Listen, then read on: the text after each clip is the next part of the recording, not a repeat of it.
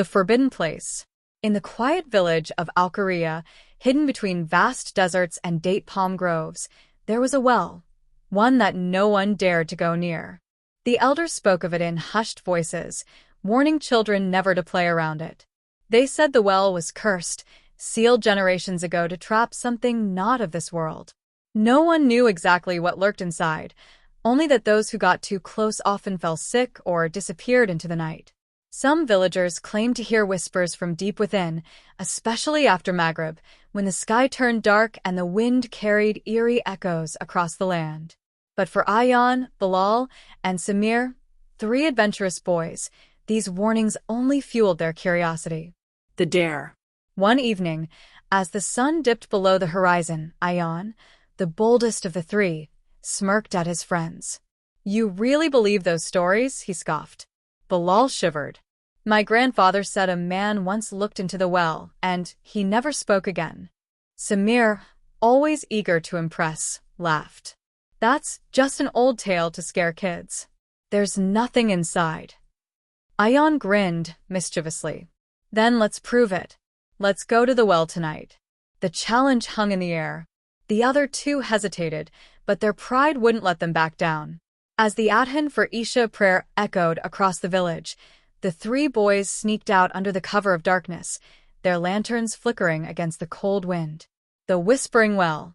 The well stood at the farthest edge of the village, surrounded by thorny bushes and ancient stones covered in strange carvings. Its mouth was sealed with a heavy wooden cover, bound with rusted chains. Ayaan stepped forward, placing his hand on the wood. It was ice cold, despite the warm desert air. He glanced at his friends. "Ready?" Bilal hesitated. "Maybe we should just leave." "Scared?" Ayaan taunted. With a determined look, Samir grabbed a loose chain and pulled.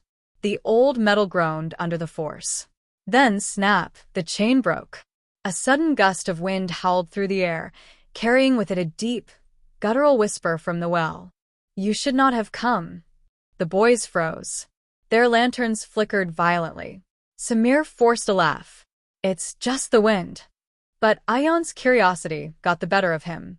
He pushed the wooden cover slightly open, revealing pure blackness below. Then something moved. A pair of glowing, yellow eyes stared back at them from the darkness. "The curse awakens." The boys stumbled back in terror. Suddenly, the ground shook, and an invisible force slammed the cover shut. A voice, low and ancient, echoed from within. "You have freed me." The well began to rattle violently, and a thick, black mist seeped from the cracks, twisting and crawling like living shadows. The boys turned and ran for their lives. But as they reached the village, Bilal screamed. Samir and Ayaan turned back. Bilal was no longer with them.